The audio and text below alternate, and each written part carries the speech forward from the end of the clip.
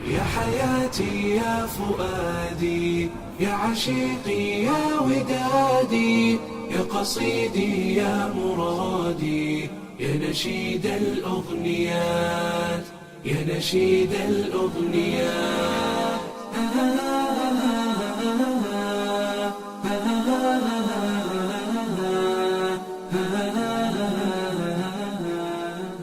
The ninth reflection, not even, this is the story that I mentioned earlier, not even for one contraction.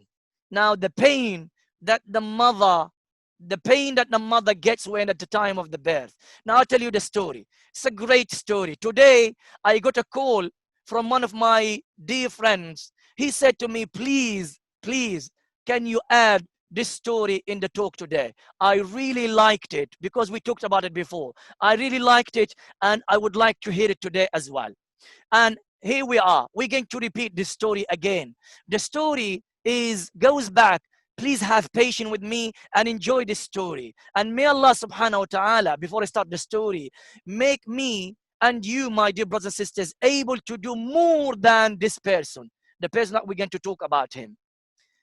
May Allah subhanahu wa ta'ala accept this dua. Okay, this person came from Khurasan. Khurasan, it is the land of Pakistan and Afghanistan, Iran, the closest part of Iran. Iran, Pakistan, Afghanistan, all that side is called Khurasan.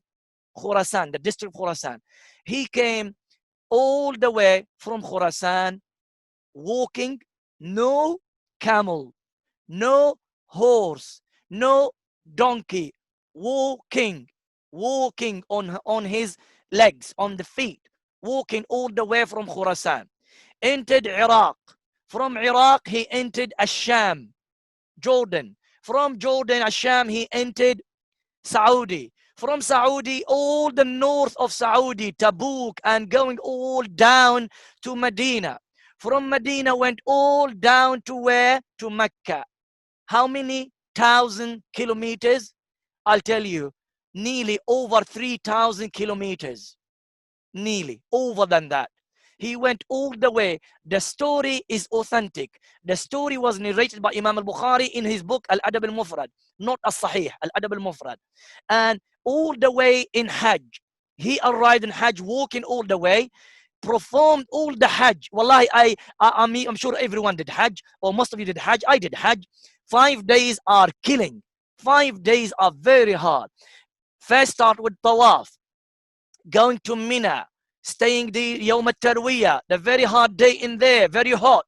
And then you go into Arafah, and then going to Muzdalifah, and then back into Mina, and then back to Mecca to do Tawaf al-Ifada, back to Mina to 3 days, and you making the Jamarat and all of that, and then Tawaf al-Ifada and all of Tawaf al-Wada' and everything. In Tawaf al-Wada', the day when he's going to leave Mecca, he met with Abdullah ibn Umar, Abu Abdul Rahman, the great companion of Rasulullah sallam, the son of Umar ibn al-Khattab radiyallahu anhu. He met him in the tawaf around the Kaaba, in the tawaf, and he said to him, Ya Abu Abdul Rahman, O Abu Abdul Rahman, the companion. He said to him, my story is, I want to ask you a question. My story is this and this and this and this. What is this and this and this? He said to him, Wallahi al-Azim, all the way since I left Khurasan until I arrived to Mecca and I performed all the actions of the Hajj, all this distance, my mother is on my back. On my back, my dear brothers and sisters, on my back, I'm carrying her. Like I'm carrying her on my back, like part of my body, like part of my muscles and meat, I'm carrying her. All this distance. Imagine, you carry your mom from downstairs to upstairs, you will see how difficult is it. You might say to me, his mom was skinny. Whether it's skinny or fat, I don't care about this. He carried his mom all the way from that place to Mecca. Shall I add more? He said to him, Oh, ya Abu Abdul Rahman, by Allah, Wallahi al-Azim, he said, whenever that she passes the stools or passes the water when she goes to toilet, she does that on my back. On my back. I'm bending down and she will pass her stools and the water because she was old lady. And I will get the water and I will wash her and clean her. Can you do that, my dear brother, sister? Can we do that, all of us? It's not easy. Wallah, it's not easy. It's very hard to do that. But the story is not here. This is what a great person did. And great people can do great things. If you want to be counted in the history, in the eyes of Allah subhanahu wa ta'ala as a great person, do something great. And you'll be counted as a great person in the history. And the story did not end here. The story ends with what Abdullah ibn Umar said. The story here.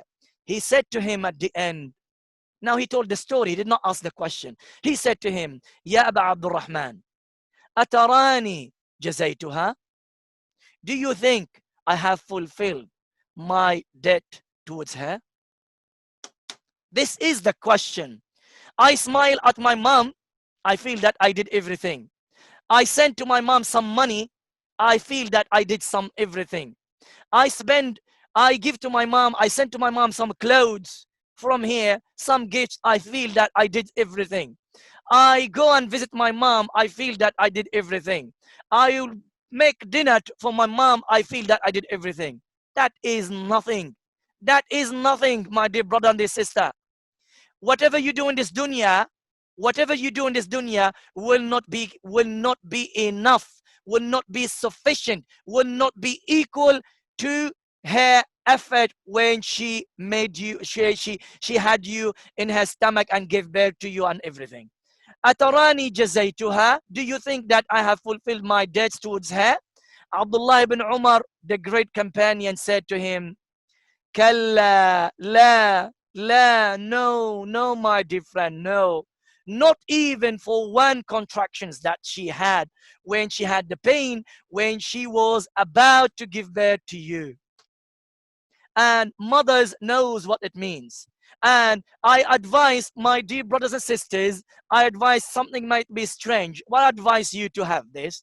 Next time when your wife gives birth, try to be in the same room. Just hear her how much she's screaming and how much that the pain that she is having.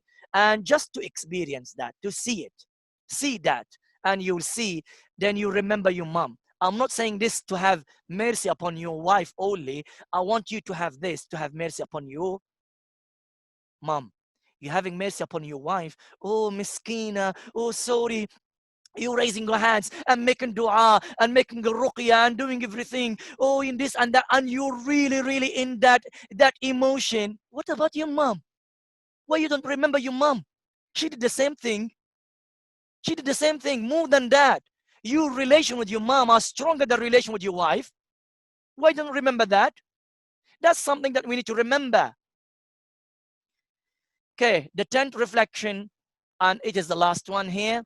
Which of your parents' favors will you deny?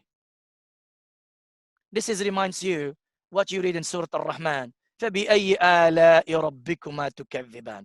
Allah will mention a favor. فَبِأَيِّ آلَاءِ رَبِّكُمَا تُكَذِّبَانِ. Allah will mention one blessing. فَبِأَيِّ آلَاءِ رَبِّكُمَا تُكَذِّبَانِ. Allah will mention one blessings. You mention فَأَيِّ آلَاءِ رَبِّكُمَا تُكَذِّبَانِ. Now go sit between yourself. I heard one of our shuyukh. He said, Wallah, one day I got a note like this, empty note, a pen, and sit from my childhood, from my baby, from my mom. You know, I'll tell you something, not even before that. From the day when your dad and your mom were fancying each other, when they were really talking to each other, shall we get married? Do you like me? Do I like you? And this and that. Starting from there.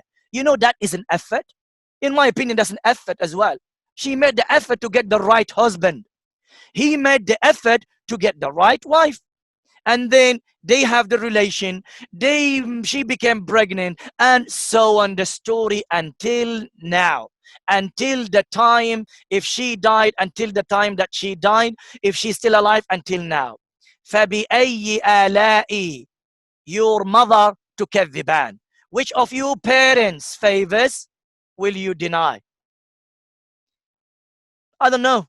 I don't know, really. Go and check yourself, my dear brothers and sisters. There's so many blessings, so many efforts, so many things. That's what we said earlier. We can't count that. We can't do that. It will be too much. You can't have anything equal to that. Now, the story I would like to share with you in here is the story of Sulaiman alayhi salam. Sulaiman alayhi salam came, the Nabiullah came after Dawood. Dawood and Sulaiman, they are kings of Bani Israel. Bani Israel, they don't believe they are prophets. We Muslims, we believe they are prophets of Allah and they are kings. Because in Bani Israel, whoever is a king cannot be a prophet. The king is something and Nabi is something. Now, Sulaiman alayhi salam inherited the kingship and the prophecy from his father Sulaiman. He became a prophet and he became the king of Bani Israel. He inherited the power of the universe, the land, the earth. He was giving a great power, and that is why Sulaiman and Dawood are amongst the greatest kings on the earth, including some other kings, Fir'aun and Namrud and the others. Now he inherited that. Sulaiman alayhi salam, in one of his stories, when that Namla, the ant, said, Ya ayyuhan naml, oh ants, udkhulu masakinakum, enter your homes. لا يحطمنكم سليمان وجنوده وهم لا يشعرون. Be careful, maybe Sulaiman and his army, they will smash you, they will kill you while they don't know about you. Sulaiman, because he was giving the ability to understand the language of the animals, he, as ulama said, in the same way as his father, and then inherited the kingship and that nubu from his father and that power from his father. فَتَبَسَّمَ ضَاحِكًا.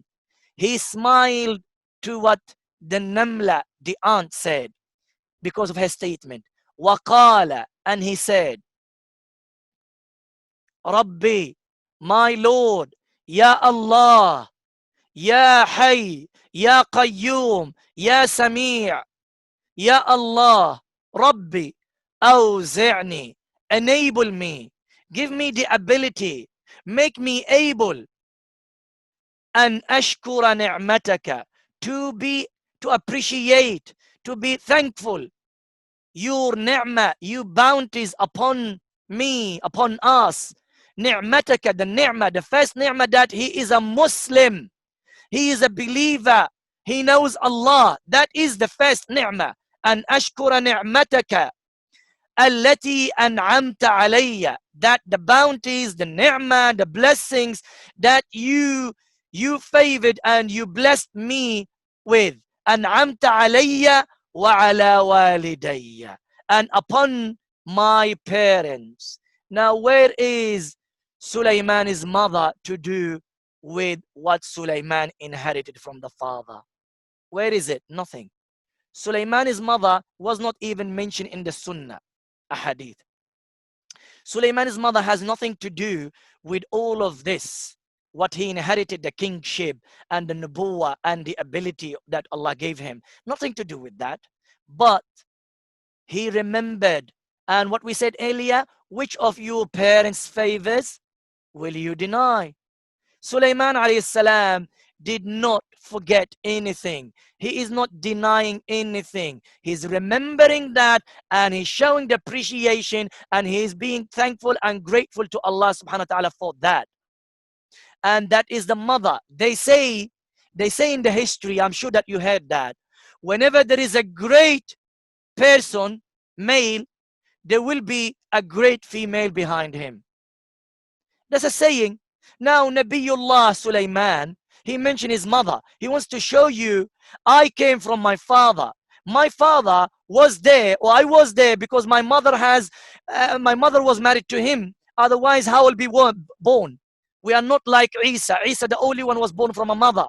And that shows any great person will have a great female person behind him. And that female person who's great behind you, my dear brothers and sisters, is not your wife. Remember, I'm saying it, and I know my wife is hearing me, but it's not your wife.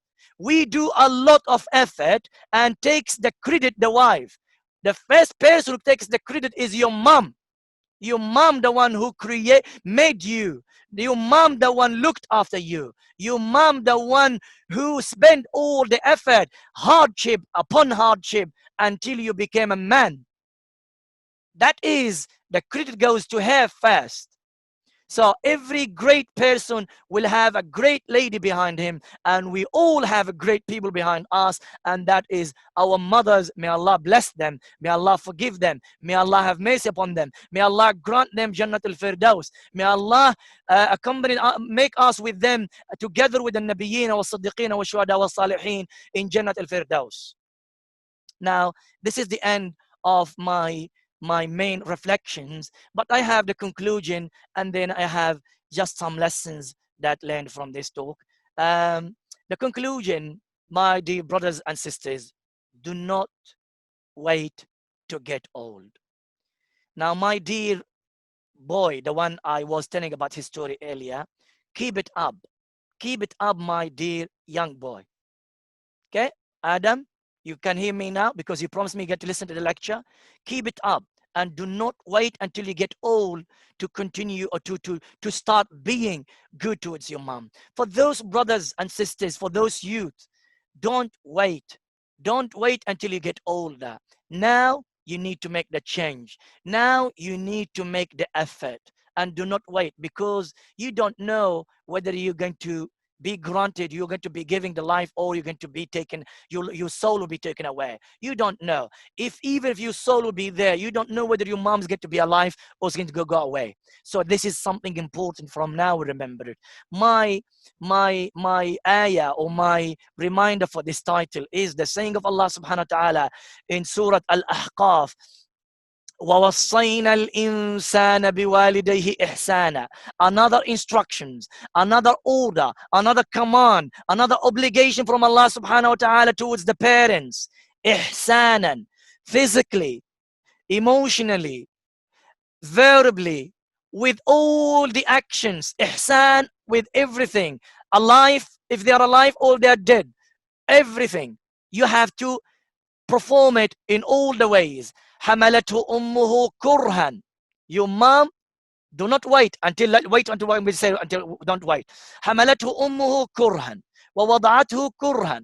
She carried you while she was in the hardship. ووضعته, she gave birth to you and she faced the hardship. وحمله وفصاله 30 شهرا. This is a different ayah, my dear brothers and sisters. Completely different ayah, not what we read earlier. And his pregnancy, the pregnancy, and also the fisal, which is the time of breastfeeding, all 30 months. 30 months. 30 شهرا. Now, all of this is a reminder. Do not wait to be reminded about this when you get older. Do it now.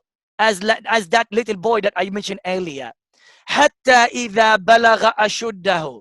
When he got to the age. حتى إذا بلغ أشده. When you get to the age of al-ashud. 20, in 20s or in 30s, as some scholars said, whether you are 33, whether you less than that, whether you are older than that, you are ashud when you are solid and strong boy, strong man, or strong lady, young girl. Then حتى إذا بلغ أشده وبلغ 40 سنة. And when you get to the age of 40 years old, and that is the age when you remember. That is the age, if you don't remember in the age of 40, then tough upon you if you don't remember at the time. It's age of 40, that age you should not pass it, and unless the relation of your relation with your mom and dad is completely solid, is completely with gold, completely, as we say, is a honey and beautiful.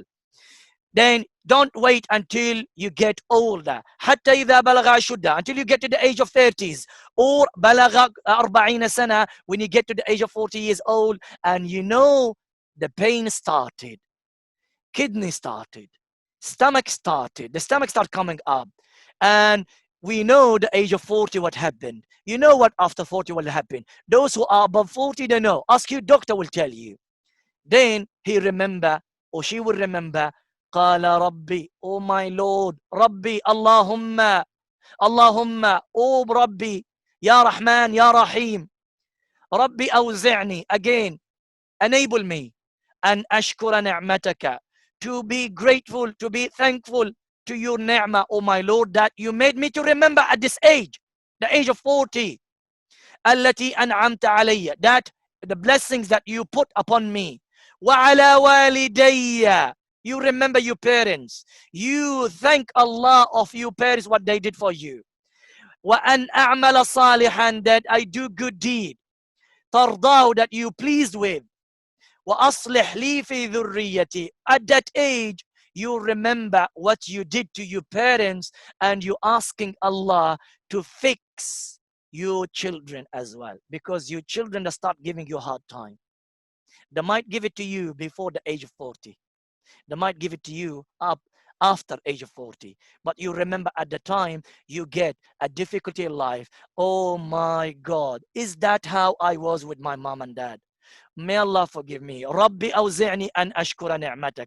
I heard from my shuyukh and our scholars, and it became as a muttafaq alayh, that this ayah is one of the greatest dua that you say it to fix the relation of, and to bring your children back into the right path, into the right track. And may Allah subhanahu wa ta'ala guide our youth, our boys, our girls, our beloved ones, guide them and bring them back into the right track, into the Islam, into the Hidayah, into the Taqwa, into the Sunnah, into the love, into the parents, into obeying their parents. And may Allah subhanahu wa ta'ala at the same time guide us to be good as well towards our parents. And may Allah subhanahu wa ta'ala give us that success, inshallah ta'ala.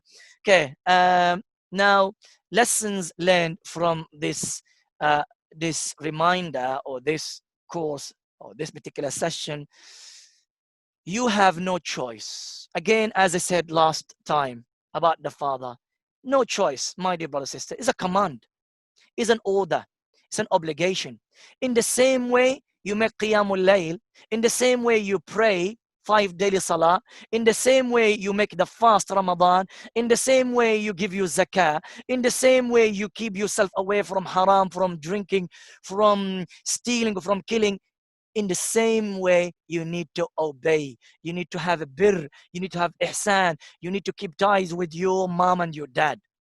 That is, you have no choice about it. Clear? Be proud of your parents. I experience people, I've seen people, I heard people, and I told them off.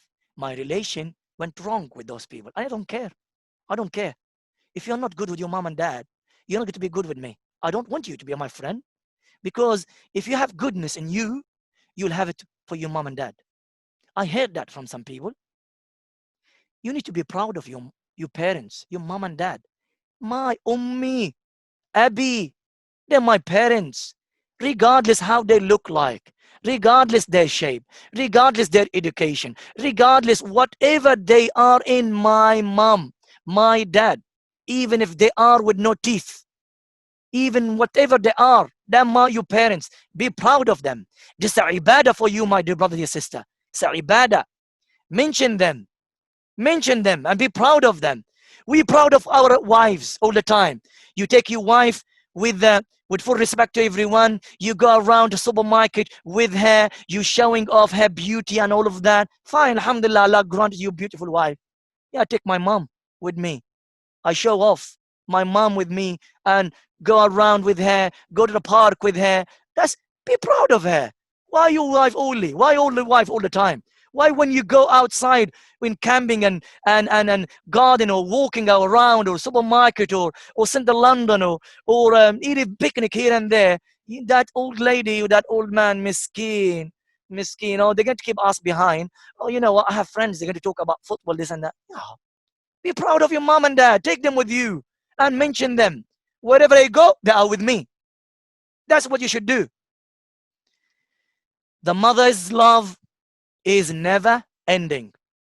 There is no unlimited, endless. That love is like a machine, a tab, open one and has no end. Zamzam water. It will not end. It's there until Yawm al-Qiyamah. That's the love of the mother. Until she die, Yawm al-Qiyamah, that is different. Nafsi, nafsi. Kullu nafsin bima kasabat rahina. At that time, khalas. But in dunya, the love of the mother will have, there is never ends. And that shows to you, my dear brothers and sisters, at least show her some of your love. She's showing to you all of that. Show her. Give her a bit, akhi. Start, my sister. Give her something. Slowly, slowly build up that love until she becomes the most beloved person to you. My fourth point here, regardless of your position, regardless of who you are in this dunya, it will not affect your mother. You know, you said to your mom that I am this, or I'm a manager, I'm managing this, or I am a doctor, or I'm a professor, I'm what do you call it, the OCE or something like that, or you mention all these titles that maybe she doesn't even know them. That's nothing. It will not affect her. Mother is a mother. Who you are, the people will keep quiet when you talk. And when you give orders, people that will listen to you. When you work, you have friends and here there. That is you in dunya with your friends. But with the mom, regards your position, my dear brothers and sisters, forget about who you are. When you come to your mom and dad, you are Ahmed. You are Abdullah. You are the son of that lady. You are the son of that man. That is what you need to remember. And bend down and kiss her feet. Remember that you are, without her, you should not be there. You are not there. Allah made you because of her. And remember, finally, my dear brothers and sisters, remember, I said bend down, remember the Jannah is under her feet. You want the Jannah there, as Muhammad ibn Munkadir did. You want the Jannah, then there. Just go close to her, massage her shoulder, massage her hand, kiss her between her eyes, kiss her in her forehead, kiss her in her cheek, hug her. That is a reason for you to show to Allah that I deserve your forgiveness, I deserve your mercy, I'm good towards my mom, and I deserve your Jannah, O Allah. And you showing to Allah that you imitated the steps of Muhammad sallallahu alaihi wasallam in his orders. You imitated the Anbiya sallallahu alaihi wasallam, Isa, Yahya, Nuh, and everyone.